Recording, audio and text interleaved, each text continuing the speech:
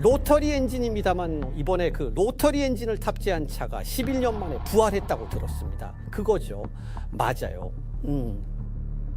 10년이 넘는 시간 동안 로터리 엔진은 완전히 끝난 기술로 여겨졌다. 단지 잠시 멈춘 것도 더 나은 타이밍을 기다린 것도 아닌 진짜로 끝난 것이었다. 자동차 제조사들은 이미 다른 길로 나아갔고 규제 당국은 배출가스 기준을 강화했으며 엔지니어들조차 더 이상 이 설계가 효율성과 전기화, 규제 준수가 중시되는 세상에서 살아남을 수 없다는 데에 조용히 동의한 상태였다. 로터리 엔진은 너무 다르고 독특해서 마쓰다가 세계 지도에 자신을 올려놓았습니다. 그리고 정말로 로터리 엔진이 이 상징적인 운전 사랑을 시작하게 했습니다.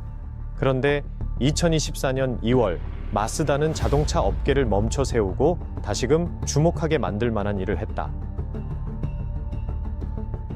눈길을 끄는 콘셉트카를 공개하거나 향수를 자극하는 프로젝트를 예고한 것도 아니었다. 모호한 미래 계획 뒤에 숨지도 않았다. 대신 마쓰다는 아예 하나의 부서를 만들었다. 이 부서에는 36명의 전담 엔지니어들이 배치되었고 그들에게 주어진 임무는 단 하나였다. 로터리 엔진을 다시 살려내는 것이었다. 이 부활 프로젝트는 박물관 전시용도, 호기심을 자극하기 위한 단발성 실험도 아니었다. 마쓰다는 이 작업을 실제 양산을 전제로 한 실질적인 하드웨어 개발로 정의했다. 그리고 이 결정은 즉시 하나의 어려운 질문을 불러왔다. 왜 상대적으로 규모가 작은 자동차 회사가 다른 거의 모든 제조사가 이미 포기한 엔진 설계에 진짜 돈과 진짜 인재를 쏟아붓는 위험을 감수하는 걸까? 이 질문의 의미를 이해하려면 로터리 엔진이 원래 어떤 존재였는지를 알아야 한다. 펠릭스 반켈이 20세기 중반에 고안한 반켈 로터리 엔진은 한때 기술적으로 도약이라 평가받던 발명이었다. 작고 가벼우며 진동이 적고 구조가 단순하다는 장점을 갖췄다. 피스톤이 위아래로 움직이는 대신 삼각형 모양의 로터가 타원형 하우징 안에서 회전하는 방식이었다. 이론적으로는 아주 우아하고 효율적인 설계처럼 보였다. 마쓰다는 이 잠재력을 일찍이 간파했다. 다른 제조사들이 잠깐 시도해보고 물러선 반면 마쓰다는 전면적인 투자를 단행했다. 설계를 개선하고 초기 신뢰성 문제를 해결했으며 아예 이 엔진을 중심으로 퍼포먼스 아이덴티티를 구축했다.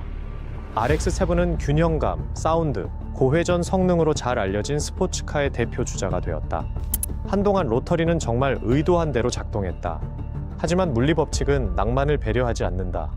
로터리를 작고 부드럽게 만든 연소실 형태는 동시에 비효율의 원인이 되었다. 피스톤 엔진만큼 연료가 완전히 연소되지 않았고 그 결과 연비는 떨어지고 탄화수소 배출은 높았다. 1970년대 석유 위기가 닥치자 이런 약점은 더 이상 무시할 수 없게 되었다. 한때 매력적이던 기술은 곧 유지비가 많이 드는 골칫거리로 전락했다. 유럽, 일본, 미국 전역에서 배출가스 규제가 강화되자 로터리는 점점 더 큰 압박을 받았다. 마쓰다는 RX-7의 여러 세대를 거쳐 이후에는 RX-8을 통해 계속해서 설계를 개선해 나갔지만 개선될수록 구조는 복잡해지고 비용은 더 들었다. 결국 2012년 마쓰다도 현실을 받아들일 수밖에 없었다. RX-8의 단종과 함께 마지막 양산형 로터리 엔진은 시장에서 자취를 감췄다.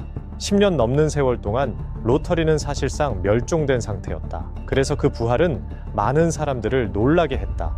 마쓰다는 로터리를 요란하게 다시 들고 나오지 않았다. 오히려 조용히, 은근히 돌아왔다. 2023년 마쓰다는 MX-30 e스카이액티브 REV를 출시했다. 플러그인 하이브리드 크로스오버로 겉보기에는 아주 평범해 보였다. 차만 보면 반항이나 논란 같은 단어는 떠오르지 않는다. 하지만 그 차량 바닥 아래에는 단일 로터 방식의 830cc 로터리 엔진이 숨어 있었다. 중요한 건 엔진의 크기가 아니라 역할이었다. 이 로터리 엔진은 바퀴를 돌리지 않는다. 구동계와 직접 연결되지도 않는다. 대신 일정한 속도로만 작동하면서 배터리를 위한 전기를 생산하는 주행거리 확장기 역할을 한다. 실제 주행은 전기 모터가 전담한다. 이 변화는 로터리 엔진의 작동 방식을 근본적으로 바꿔놓았다. 전통적으로 로터리 엔진은 회전 속도나 부하가 계속 바뀌는 상황에서 취약했다. 하지만 일정하고 최적화된 RPM으로만 작동하게 되면 그동안의 비효율성과 배출가스 문제는 훨씬 다루기 쉬워진다. 이런 역할에서는 오히려 로터리 특유의 장점들이 다시 빛을 발한다. 작고 간결한 설계, 부드러운 작동감, 낮은 진동은 단점이 아니라 강점이 된다. MX-30은 애초에 대량 판매를 노린 차량이 아니었다. 진짜 목적은 입증이었다. 마쓰다가 현대의 배출가스 기준을 충족하면서 실용적인 기능을 하는 최신 로터리 엔진을 만들 수 있다는 것을 증명해 보인 것이다. 이건 향수에 기대는 것이 아니었다. 생존의 증거였다. 그리고 2024년 2월, 마쓰다는 더 이상 자신의 의도를 숨기지 않았다. RE 개발 그룹을 공식적으로 재편성한 것이다. 단순한 상징적 제스처나 보도자료에 묻힌 마케팅 문구가 아니었다. 실제 자원과 리더십, 그리고 명확한 목표를 가진 정식 부서였다. 이 부서의 임무는 오늘날의 자동차 산업 환경에서도 생존할 수 있는 현대식 로터리 엔진을 개발하는 것이었다. 36명의 엔지니어는 숫자만 보면 대단치 않아 보일 수도 있다. 하지만 이 상황에서 그 숫자는 강력한 메시지였다. 대부분의 자동차 회사라면 미래가 없다고 생각하는 엔진 구조의 하나의 부서를 통째로 투입하지 않는다. 마쓰다는 역사를 보존하려는 게 아니었다. 역사를 다시 쓰려는 것이었다. 마쓰다는 자신들의 목표도 투명하게 밝혔다. 차세대 로터리 엔진은 현대의 배출가스 기준을 충족해야 하며 하이브리드 파워트레인에 자연스럽게 통합되고 탄소 중립 연료와의 호환성도 확보해야 한다고 분명히 말했다. 이 마지막 요소는 특히 중요한데 이 점이 논의 전체의 틀을 바꿔놓기 때문이다. 마쓰다는 로터리 엔진이 전기차와 효율성 면에서 직접 경쟁할 수 있다고 주장하지 않는다. 대신 그들은 연료 자체가 바뀔 것이라고 보고 있다. 대기 중 탄소를 포집해 생산한 합성 연료나 미세조류 같은 재생 가능한 자원에서 추출한 바이오 연료는 배출가스의 개념 자체를 근본적으로 바꿔놓을 수 있다. 배기구에서 나오는 배출가스는 여전히 존재하겠지만 전체 수명주기에서의 배출은 탄소 중립에 가까워질 수 있다는 것이다. 이건 비주류 아이디어가 아니다. 포르쉐는 합성 연료에 대규모 투자를 하고 있고 모터스포츠 조직들은 실제 테스트를 진행 중이며 규제 당국 역시 점점 배기구 배출뿐만 아니라 수명 주기 전체의 배출량을 논의하고 있다. 마쓰다는 이 흐름이 계속될 것에 베팅하고 있다. 리스크가 있는 건 맞지만 비합리적인 도박은 아니다. 이 부활이 더 이상 무시할 수 없는 순간으로 전환된 건 2023년 후반 마쓰다가 재팬 모빌리티 쇼에서 아이코닉 SP 콘셉트를 공개했을 때였다. 이 차는 실용적인 크로스오버도 아니고 규제를 맞추기 위한 차량도 아니었다.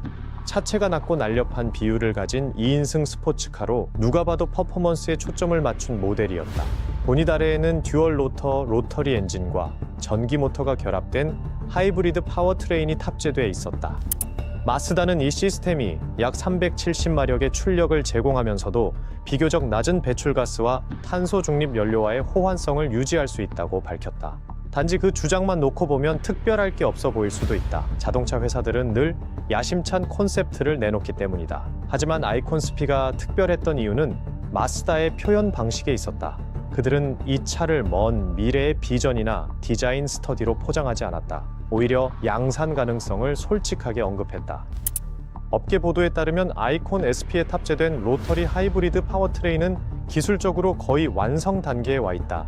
이는 대부분의 엔지니어링 과제가 해결되었음을 의미한다. 이제 남은 건 사업적 결정이다.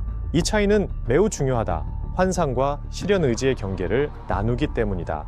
마쓰다는 이번 차세대 로터리 엔진 개발에 과거와는 다른 접근을 취하고 있다. 더 이상 로터리 엔진이 모든 역할을 수행하길 기대하지 않는다. 하이브리드 시스템 덕분에 로터리는 가장 효율적인 범위 내에서만 작동하고 전기 모터가 즉각적인 토크와 반응성을 제공한다.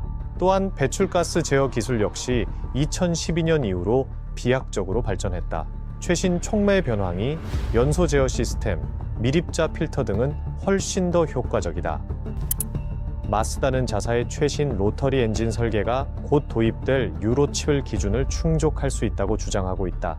이는 10년 전만 해도 거의 불가능했던 일이다. 회사는 로터리 엔진의 대표적인 약점 중 하나였던 에펙스 실의 개선에도 큰 투자를 해왔다. 신소재와 코팅 기술의 발전은 엔진의 수명과 신뢰성을 크게 끌어올릴 수 있다. 물론 이 모든 것이 성공을 보장하지는 않는다. 하지만 확실한 건 이전에 실패했던 로터리 엔진과는 전혀 다르다는 점이다. 비즈니스 관점에서 보면 여전히 상당한 리스크가 존재한다. 마쓰다는 자금이 무한한 대기업이 아니다. 로터리 개발에 쓰이는 모든 N 단위 예산은 전기차 플랫폼이나 주류 하이브리드 개발에 쓰이지 않는다는 의미다. 시장 또한 크게 달라졌다. 전 세계적으로 SUV가 판매를 주도하고 전기차는 점점 보편화되고 있다. 아무리 매력적인 2인승 스포츠카라 해도 결국은 틈새 시장용 제품일 수밖에 없다. 마쓰다 경영진도 이 점을 솔직하게 인정하고 있다. 수익성 측면에서 어려움이 있으며 이익률 역시 불확실하다. 하지만 차별화에는 분명한 가치가 있다. 모든 차량이 점점 비슷해지는 산업 구조 속에서 독자성을 갖는 것은 중요한 요소다. 마쓰다는 감성, 정체성, 그리고 기계적인 개성이 여전히 의미가 있으며 로터리 엔진이 그 세 가지를 모두 상징한다고 믿고 있다. 이 이야기는 마쓰다를 넘어선다. 이동성의 미래에 대한 더 큰 질문을 던지고 있기 때문이다. 전기화가 대세가 될 건 분명하다. 하지만 그렇다고 해서 다른 모든 가능성을 지워야만 할까? 마쓰다는 다양한 경로가 공존할 수 있다고 주장하고 있다. 특히 여전히 운전의 재미와 개성을 중시하는 운전자들에게는 말이다. 설령 마쓰다가 제한된 규모에서라도 성공한다면 이는 혁신이 과거를 버리는 것이 전부는 아니라는 강력한 메시지를 전달하게 된다. 때로는 과거를 새롭게 설계하는 것이 진짜 혁신일 수 있다. 만약 실패한다면 그 실패는 공개적이고 정직한 실패가 될 것이며 그 자체로도 값진 교훈이 된다. 마쓰다는 아직 양산을 확정하지 않았다. 아이콘 SP와 비전 X 쿠페는 여전히 콘셉트 단계이고 최종 결정은 발표되지 않았다. 하지만 엔지니어링 작업은 실제로 진행 중이며 관련 부서도 존재하고 그 의도는 누구나 알 수 있을 정도로 분명하다. 이건 향수가 아니다. 도전이다. 마쓰다는 열정과 엔지니어링 창의성, 그리고 위험을 감수하는 의지로 획일화되어 가는 자동차 산업 속에서도 자신만의 자리를 만들어낼 수 있다고 믿고 있다. 로터리가 도로 위로 돌아오든 유리 안에만 남든 한 가지는 확실하다.